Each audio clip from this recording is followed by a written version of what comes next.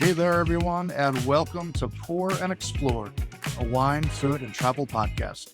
I'm your host, Nick Elliott, the wine guy. I'd love to be your go-to guide for all things wine, food, and the amazing places they take us. Here on Pour and Explore, we'll sip, savor, and wander through the exciting world of wine, discuss incredible cuisines, and uncover the stories behind unforgettable destinations. Each week, I'll bring you lively conversations with wine experts, chefs, travel pros, and fellow enthusiasts. We'll share practical tips, hilarious tales, and plenty of inspiration to fuel your next adventure. So grab a glass, pull up a chair, and join me as we pour, explore, and celebrate the good life. Let's dive in. Hello out there to all of my wine lovers. Welcome to another episode of Pour and Explore, a wine, food, and travel podcast. I'm your host, Nick Elliott, your friendly neighborhood sommelier, wine educator, and travel guide through the worlds of all things delicious.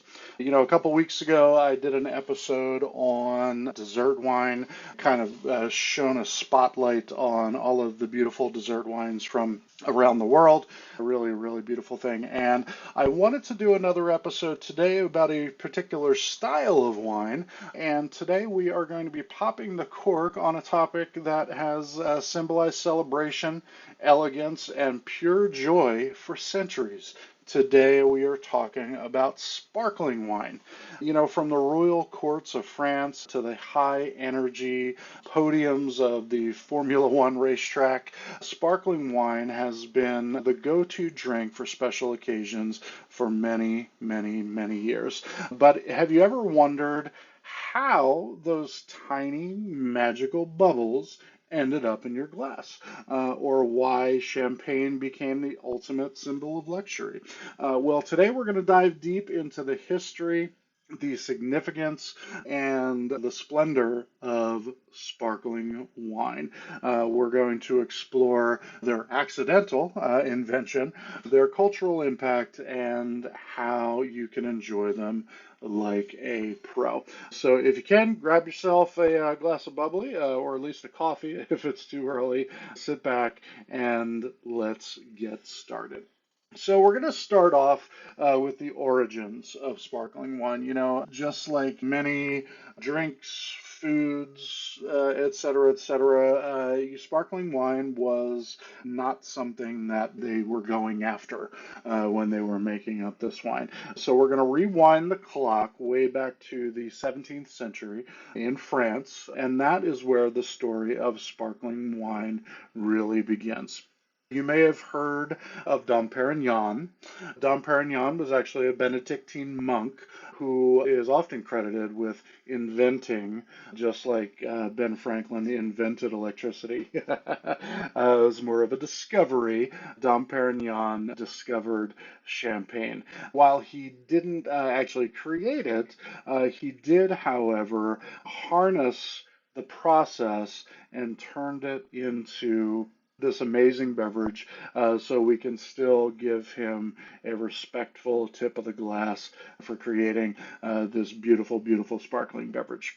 The truth is, sparkling wine was actually an accidental discovery. This is based on historical text. It's based on everything that we know up to this date. And back then, winemakers in the Champagne region of France, that is where Champagne is from. Champagne is not from California. Champagne is not from Italy. Champagne is not from Australia. Champagne is from the Champagne region of France. They were producing a lot of still wine up there. Still wine, in other words, is wine without the bubbles, the other wine that we drink on a daily basis. Because of the cold winters, fermentation would slow down quite a bit, and even sometimes stop completely during the fermentation process because it was so chilly out there, and the yeast just became inactive in the fermentation process. If you want to learn more about the fermentation process, hit me with a DM. I'd be happy to explain it to you.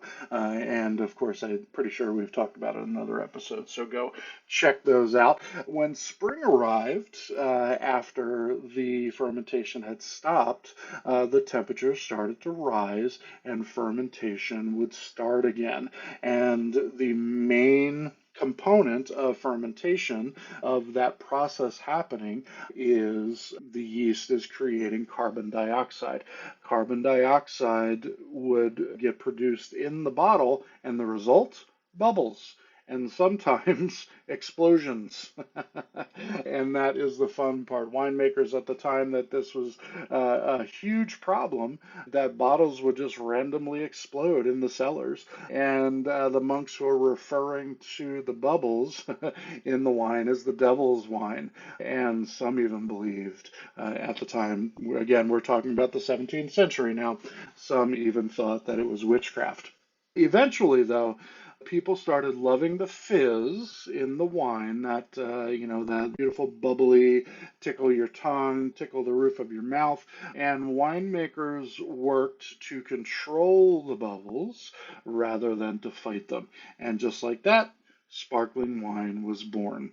We're going to talk about it in just a second, but the method of making champagne, it is called méthode champenoise because it comes from that region. And in the wine industry, we call that, because it was the first method, we call that the traditional method of making bubbly wine.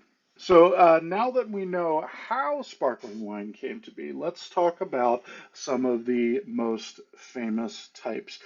Because, spoiler alert, not all bubbly is champagne. But we are going to start there. Champagne, coming from France, that is the gold standard, the OG, if you will, of sparkling wine.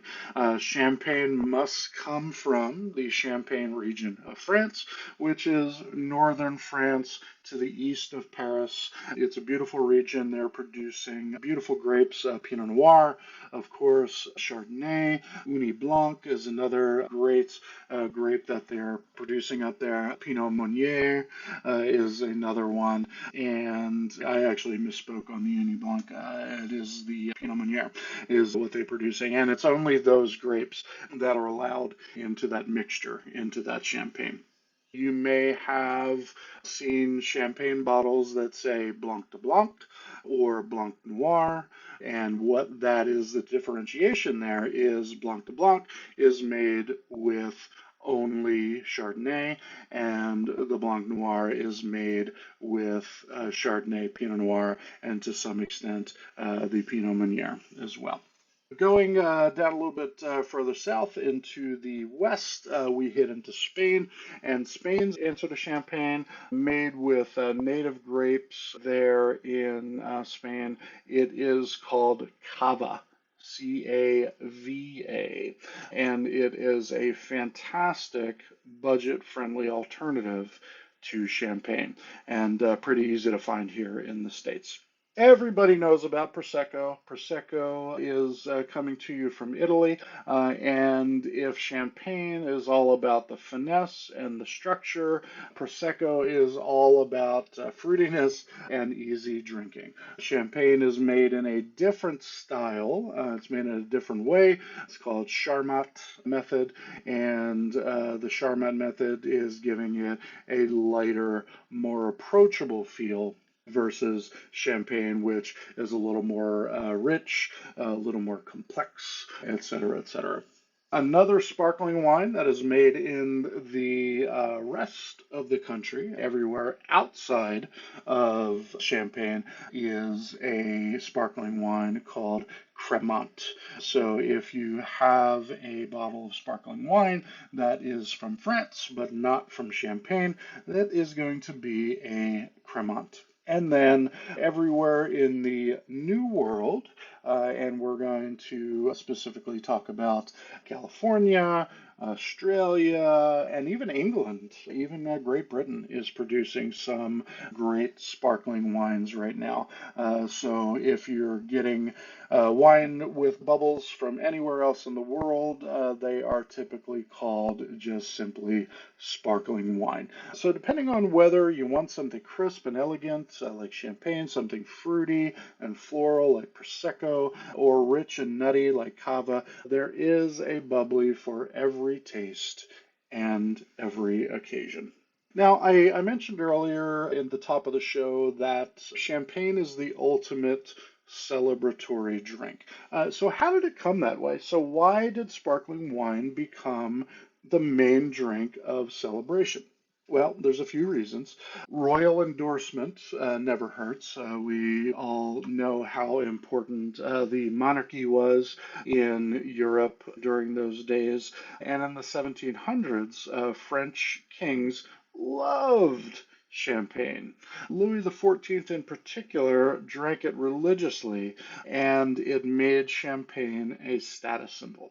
So, you put the royal stamp of approval onto a beverage, everyone is going to get onto that train. Marketing genius also has something to do with it, as most popular things do. There's a marketing genius behind just about everything. And in the 19th century, champagne houses like Veuve Clicquot, Moet Chandon, they branded champagne as the drink of luxury, of course, success, and of romance. Much like here in the States, we've put a brand on Valentine's Day, for example, Christmas to some extent. We've put a marketing spin on this simple beverage that was really an accident, but now we've made it the ultimate luxury product. And that is another little spin right there. And then, of course, you can't go through a lot of pop culture or even sports without popping a bottle of champagne. After a big win, you got a bottle of sparkling wine for my Philadelphia Eagles victory in the Super Bowl this year. The wine guy had to have that. So, popping bottles, as they say in a lot of famous songs out there as well. So in pop culture, sparkling wine has a huge impact on the celebration, the feel, just getting sprayed in the face with the wine and having a good time. You just think about the fun and the revelry that goes along with that. And of course, New Year's Eve, weddings, graduations, popping that bottle of bubbly just feels special, doesn't it? So let's talk a little bit about how sparkling wines are made. Not all sparkling wines are made the same way. You kind of heard me reference that a little bit earlier. So let's quickly break down the top production methods of sparkling wine, starting with what I mentioned earlier, the traditional method or méthode champenoise, and that is, let's call it the best of the best. Again, you drink what you like. If you're not a big champagne person, you prefer Prosecco or you prefer California sparkling wine over a bottle of champagne, you know what? Fantastic. But, it is the original method, so we're going to call that the best of the best.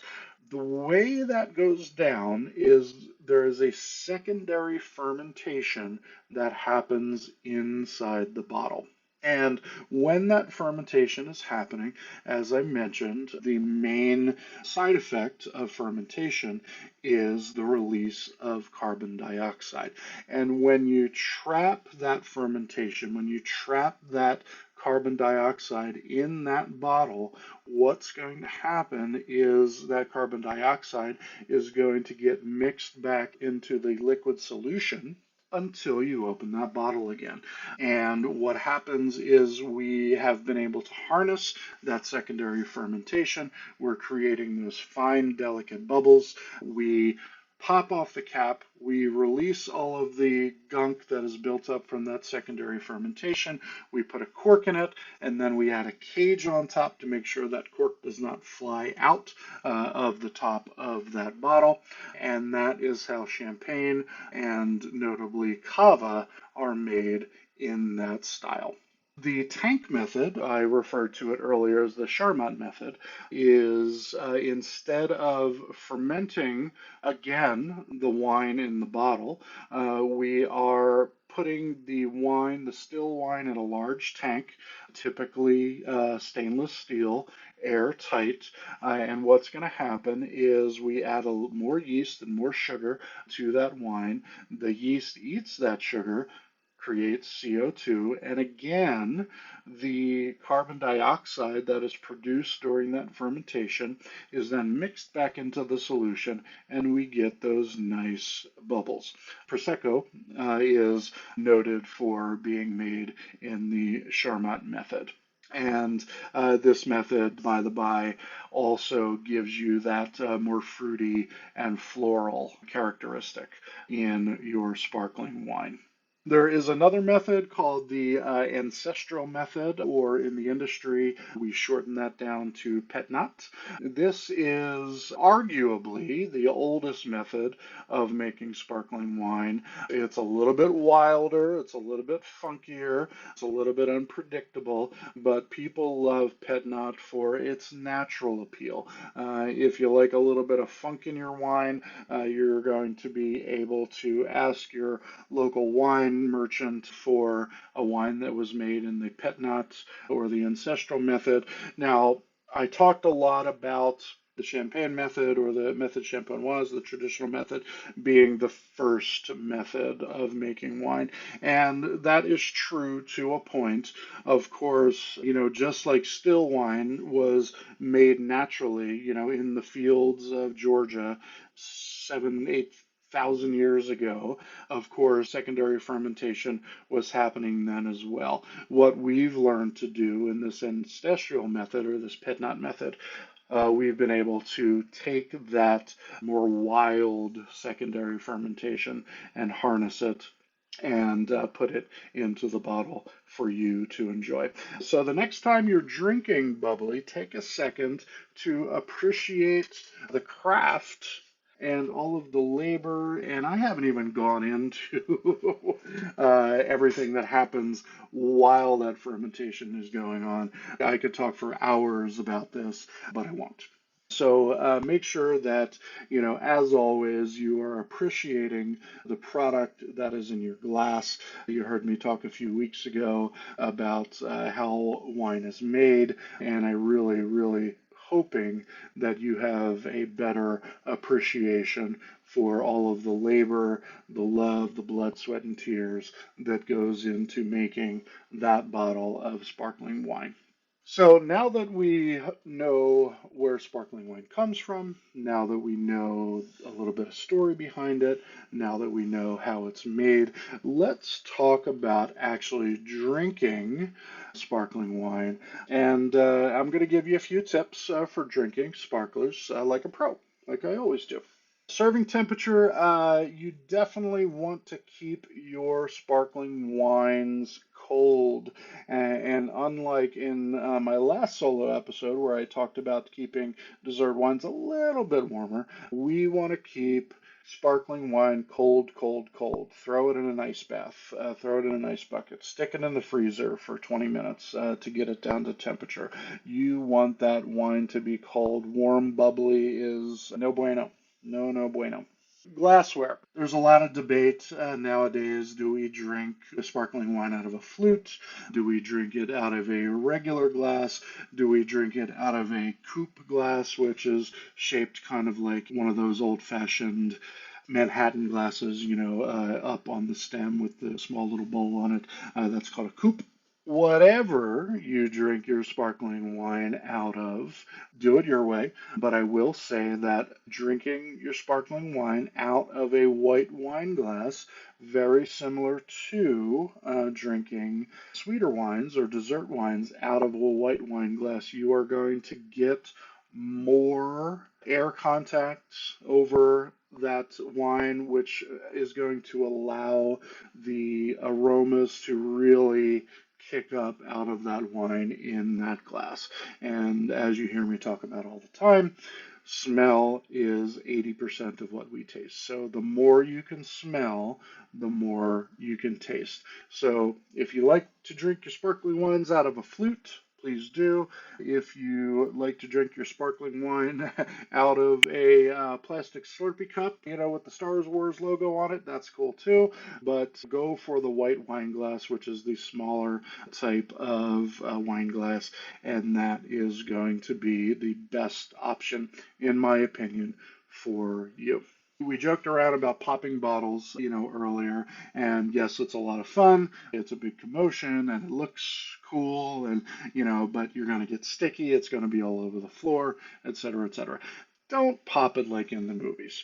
Instead, if you're at home, of course, if you just won the championship, go ahead and pop all the bottles you want. But if you're at home, I don't recommend it. What you want to do instead is, after you have removed the cage from the top of that bottle, you are going to gently twist the bottle from underneath. Let me show you what I'm talking about. You're going to remove the cage, you're going to hold the cork, and you're going to twist the bottle. And what that is going to do is that is going to give you a nice, gentle opening without the big, and it's going to give you a more classy way of doing it, if you want to put it that way. And most importantly, I would say, don't save the bubbly for a special occasion. Life is to be enjoyed. If you are a sparkling wine fan, you can get a lot of great sparkling wines, Prosecco, sparkling wine from California. You can get those really on the cheap here in the States, and they are readily available in most shops. Most of them are pretty good. Some of them are not, of course, as most things, but they're really good. If you like sparkling wine, just go out and do it. Buy a bottle of sparkling instead of buying a bottle of still wine. Have it with your fish, have it with your steak, whatever you're going to enjoy it with, and just enjoy it. Life itself is a special occasion, so drink the good stuff whenever you feel like it. Go out there and enjoy yourself, people. That is what I'm trying to say. All right, that is going to wrap things up for today's episode. Sparkling wine has such a rich history, deep cultural significance, and so many different styles to explore. Whether you're into champagne, whether you're into Prosecco, or something new world, sparkly, there is a bubbly out there for everyone. So get out there and explore. Have a good time. And of course, if you enjoyed this episode, everyone, please be sure to hit that subscribe button so you don't miss out on future episodes. And hey, I would absolutely love to hear from you. If you want to shoot me a DM, if you want to shoot me an email, cheers@thewineguy.vin. That's thewineguy.vin. Shoot me a message. I would love to answer your questions. I would love to hear your comments, your feedback on what you got going on. And leave me a comment here on social media as well, and tell me what your go-to sparkling wine is. Hit me up. I would love to hear from you. Thank you so much. Remember, as always, please keep wondering and wandering. Enjoy yourselves. You drink what you like. Cheers, and I will see you next time. Thank you so much for tuning into this episode of Pour and Explore. I'd love to hear your thoughts, your stories, and your questions, so you can drop me a line at cheers@thewineguy.vin. That's cheers@thewineguy.vin. Or let's connect on TikTok, Instagram, or Facebook. Grab those links on my website at thewineguy.vin. Until next time, let's keep wondering and wandering. Cheers, everyone.